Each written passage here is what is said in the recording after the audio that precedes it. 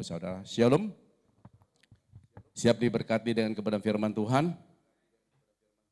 Senang sekali ya baru pulang dari liburan ya. Kok nggak ada aminnya? Memang dari wajah-wajahnya kelihatan orang yang habis liburan dan orang yang tidak habis liburan. Kalau yang habis liburan senyumnya lebar sekali. Yang belum liburan murung-murung semua. Yuk buka Alkitab saudara yang terambil di dalam surat Yakobus pasal yang pertama ayat 2 sampai ayat 8. Surat Yakobus pasal yang pertama ayat 2 sampai 8.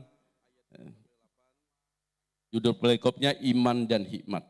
Saya akan bacakan buat Bapak Ibu Saudara. Saudara-saudaraku, anggaplah sebagai suatu kebahagiaan apabila kamu jatuh ke dalam berbagai-bagai pencobaan. Sebab kamu tahu bahwa ujian terhadap imanmu itu menghasilkan ketekunan.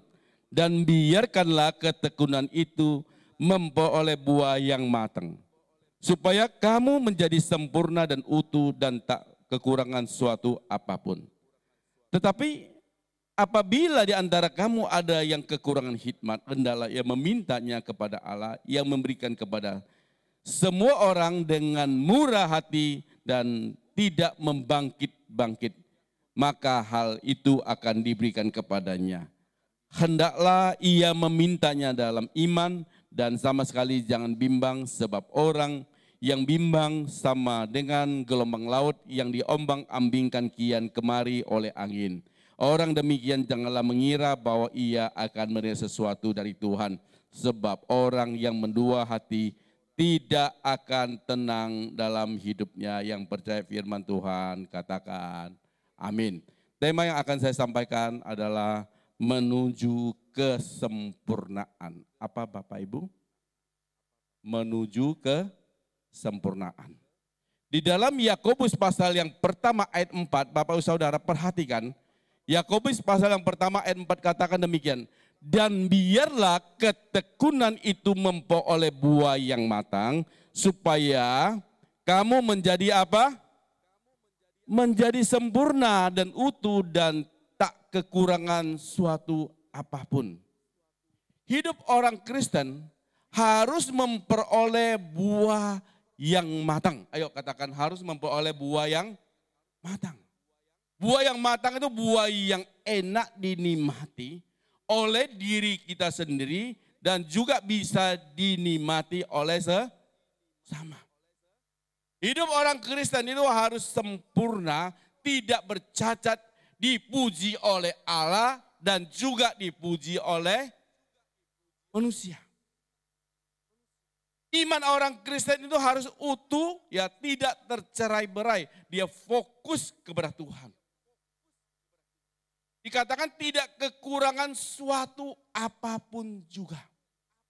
Kalau saya tanya Bapak Ibu Saudara, siapa yang mau demikian? Halo? Bapak Saudara mau? Memiliki kesempurnaan mau? Semua serentak mau. Amin. Nah, sekarang kita lihat maksudnya apa.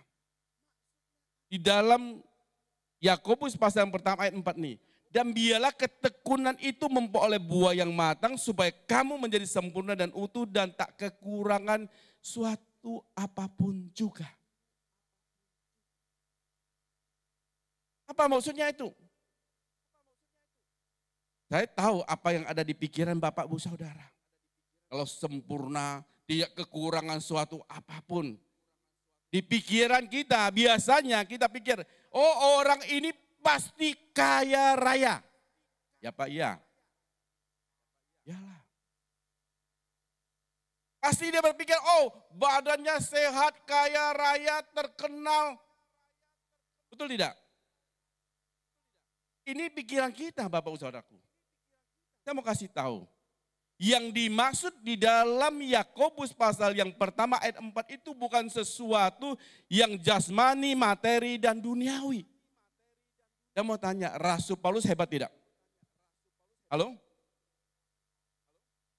Orangnya hampir sempurna, dia menuju kepada kesempurnaan. Dia katakan, aku sudah mencapai garis akhir, aku sudah memelihara iman. Rasul Paulus hebat tidak? Hebat.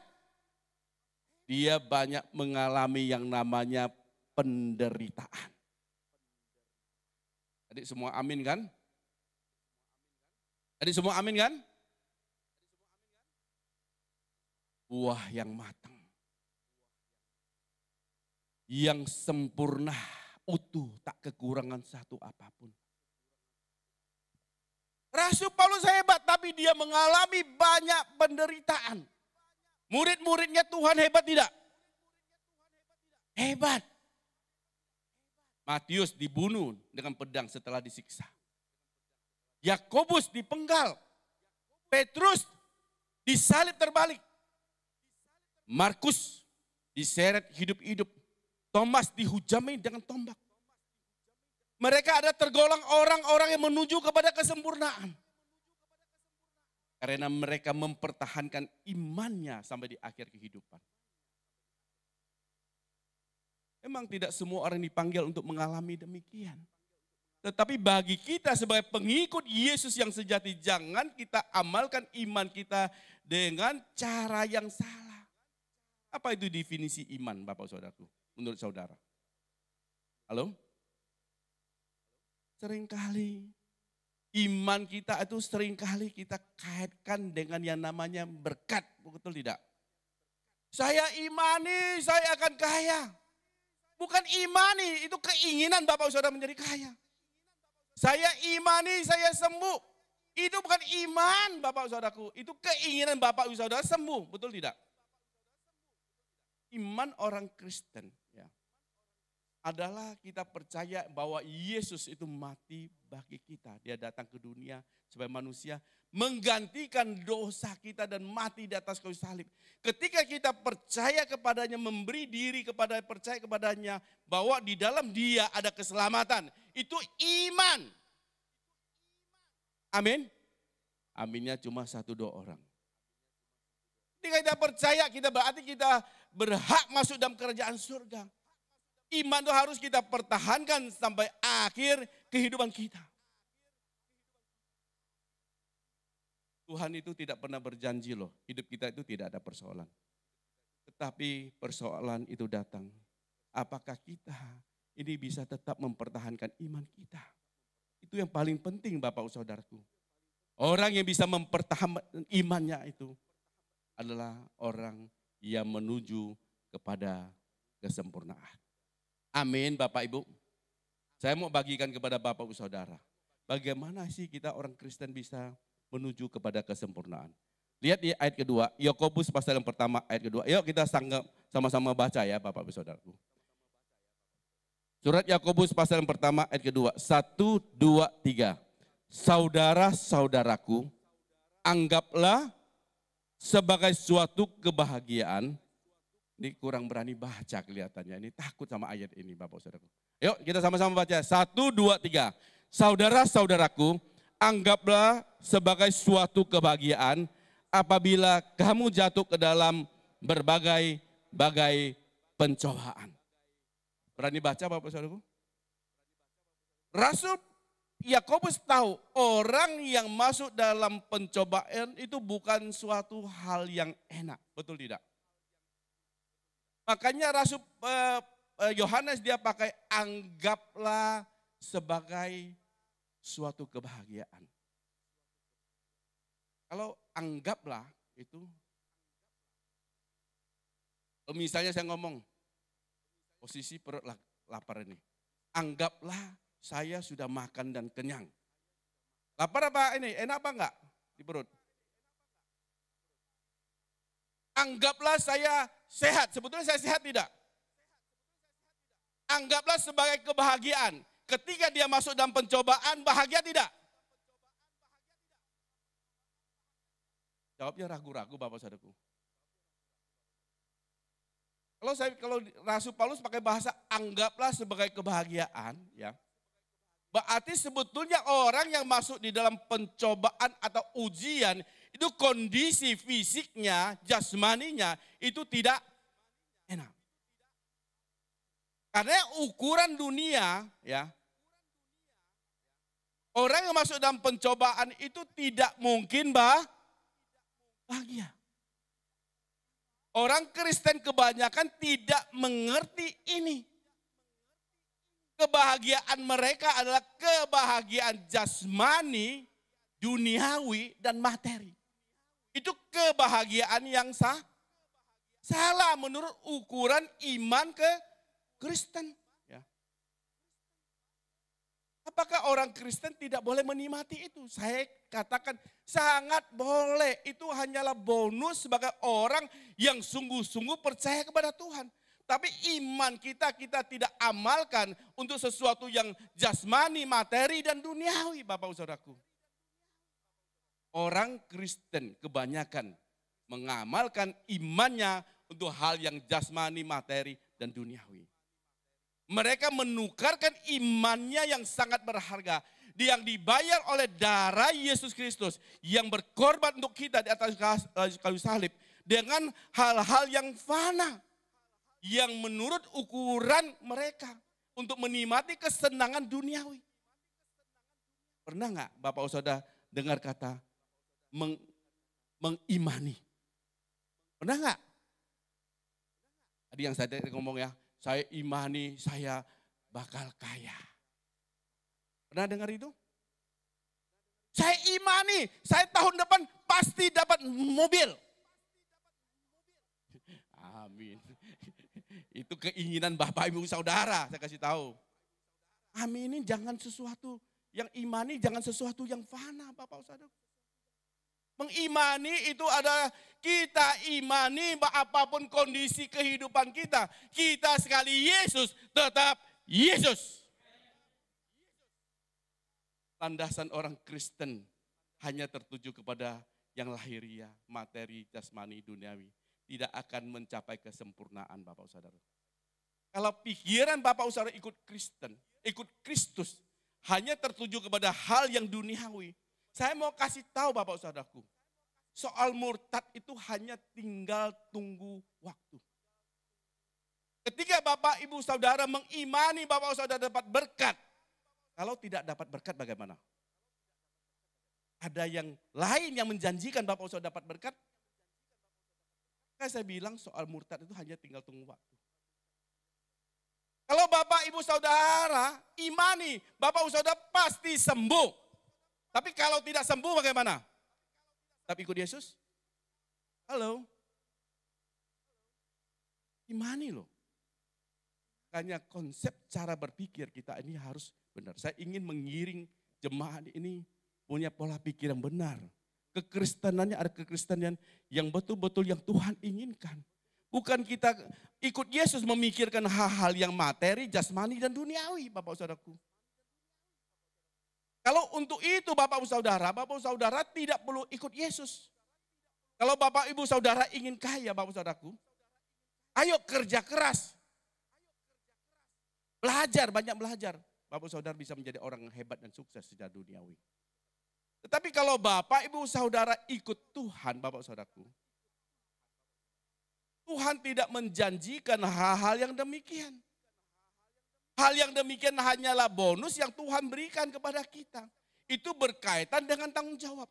Maka carilah dahulu kerajaan Allah dan kebenaran, maka semua itu akan ditambahkan kepada kita. Ketika kita mencari kerajaan Allah dan kebenarannya, berarti kita melakukan misinya Tuhan, ada tanggung jawab yang kita emban, maka semua itu akan ditambahkan dalam kehidupan kita. Tapi kita bukan untuk mencari sesuatu yang jasmani, materi, dan duniawi, Bapak Saudaraku. Fokus Bapak Saudara, kalau salah Bapak Saudaraku, kekristenan saudara itu sangat keliru. Makanya Rasul Paulus di dalam 1 Korintus 15 ayat 19 berkata demikian. Yuk kita baca ya sama-sama ya. Saya sering kali pakai ayat ini. 1 Korintus 15 ayat 19. 1 Korintus 15 ayat 19. 1, 2, 3. Jikalau kita hanya dalam hidup ini saja menaruh pengharapan pada Kristus, maka kita adalah orang-orang yang bagaimana? Bukan orang di Malang ya. Orang yang paling malang dari segala manusia. Kalau kekristenan kita hanya pengharapan kita kepada Kristus, hanya mikirkan jasmani, duniawi dan materi Bapak Saudaraku, ketika Bapak Saudara ikut Yesus, firman Tuhan katakan kita adalah orang-orang yang paling malang dari segala manusia. Makanya ketika Bapak Ibu Saudara datang kepada Tuhan, memohon segala sesuatu pada Tuhan yang berkaitan dengan materi, jasmani dan duniawi, itu sebetulnya tidak salah. Tapi fokus kita itu jangan di sana Bapak Saudaraku. Amin. Fokus kita, iman kita adalah percaya bahwa Yesus sudah mati bagi kita, menggantikan dosa kita. Kita yang harusnya dihukum Bapak Saudaraku, masuk ke dalam neraka. Tetapi ketika Yesus datang, kita menggantikan kita memperoleh kehidupan kekal lewat kematiannya. Amin Bapak itu. Bapak Saudara menuju ke kesempurnaan. Kalau kita ingin menuju kepada kesempurnaan, harus memiliki iman yang tepat sasaran. Ayo katakan kanan kiri saudara, iman yang tepat sasaran. Yang tertuju kepada kebahagiaan surgawi. Amin. Iman yang tepat sasaran. Yang kedua, bagaimana kita bisa menuju kepada kesempurnaan. Kita kembali ke surat Yakobus pasal yang pertama, ayat yang kelima. Surat Yakobus pasal yang pertama ayat kelima. Yuk kita sama-sama baca ya. 1, 2, 3. Tetapi apabila di antara kamu ada yang kekurangan hikmat, hendaklah memintanya kepada siapa? Kepada Allah yang memberikan kepada semua orang dengan apa? Murah hati dan dengan tidak bangkitkan, maka hal itu akan diberikanlah kepada kamu. Bapak Saudaraku, masalah apapun yang datang dalam hidup kita, baik kecil maupun besar, seringkali membuat kita ini kalang kabut. Kenapa itu terjadi Bapak Saudaraku? Karena kita anggap kita ini hebat, kita anggap kita ini pintar, kita anggap kita ini jago, kita anggap kita ini bisa mengatasi masalah dengan sendiri. Nanti kalau sudah mentok ke tatap tembok, baru nangis-nangis di hadapan Tuhan. Tuhan, bagaimana Tuhan suami saya Tuhan? Tuhan bagaimana istri saya Tuhan? Tuhan bagaimana keluarga saya Tuhan? Tuhan bagaimana pekerjaan saya?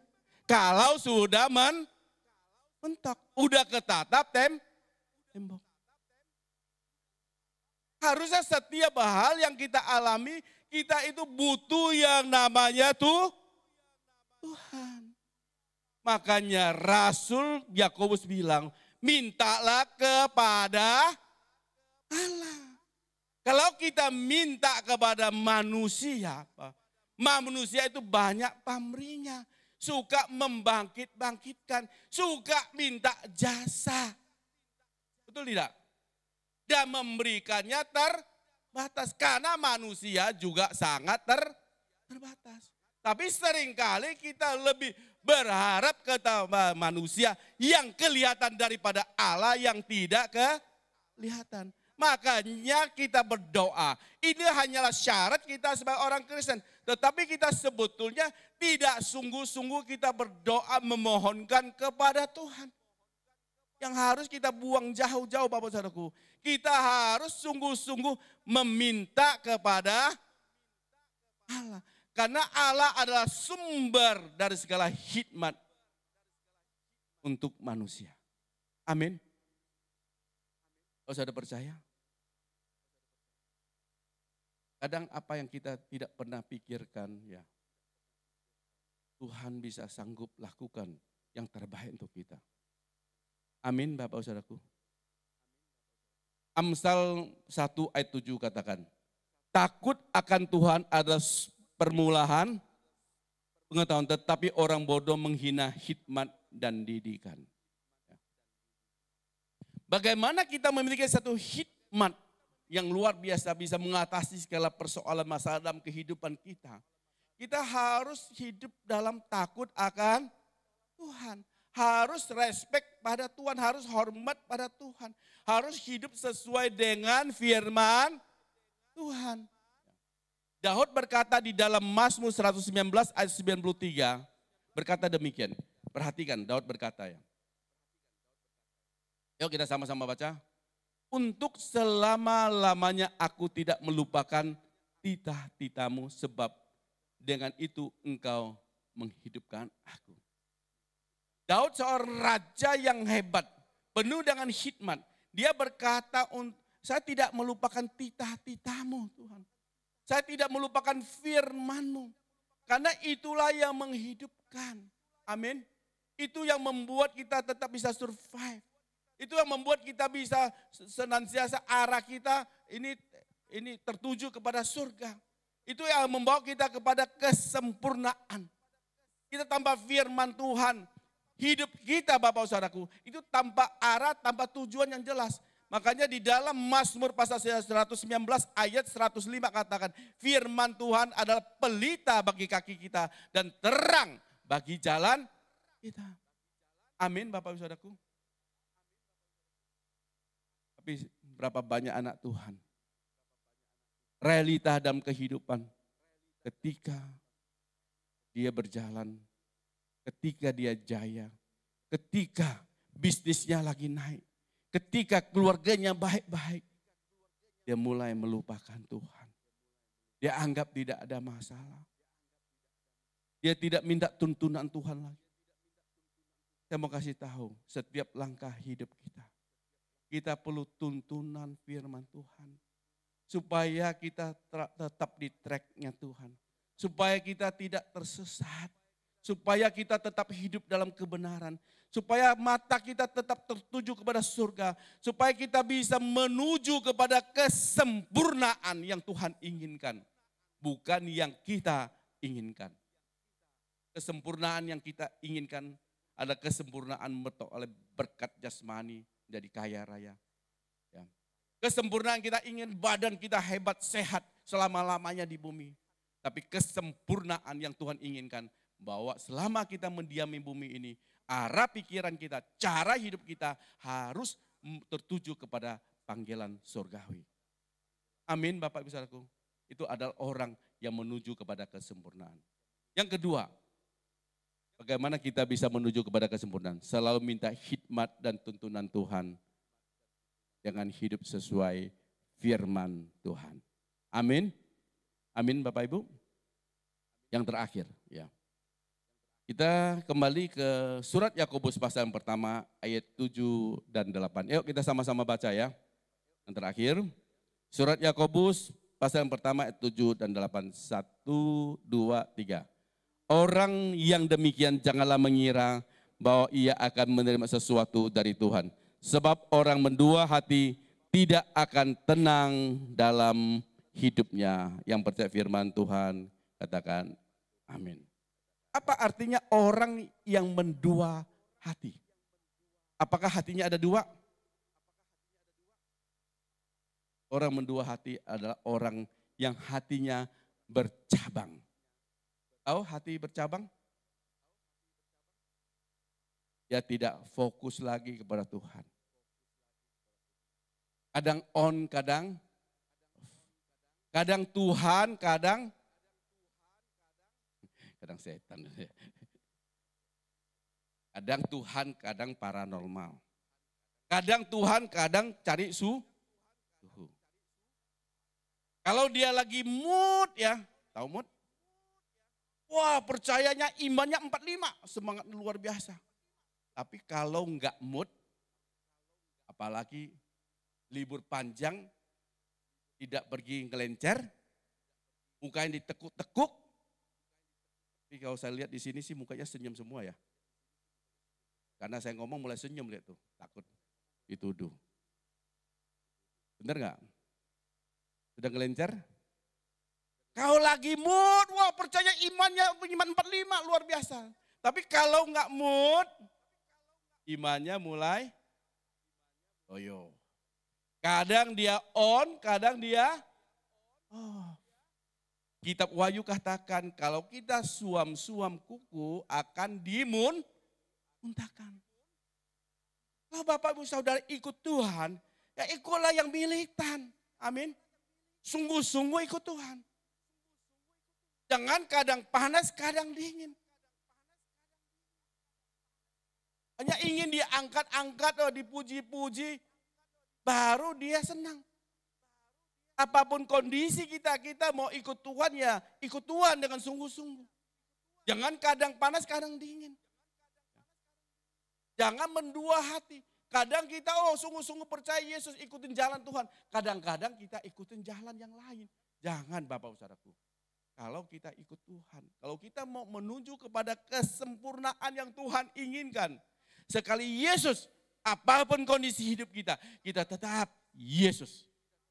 Amin. Fokus tertuju kepada Yesus. Amin. Yang ketiga, orang menuju kesempurnaan. Orang tidak mau terpengaruh apapun kondisinya. Tidak mau terpengaruh pengajaran lain apapun kondisinya. Saya tidak perpanjang firman Tuhan.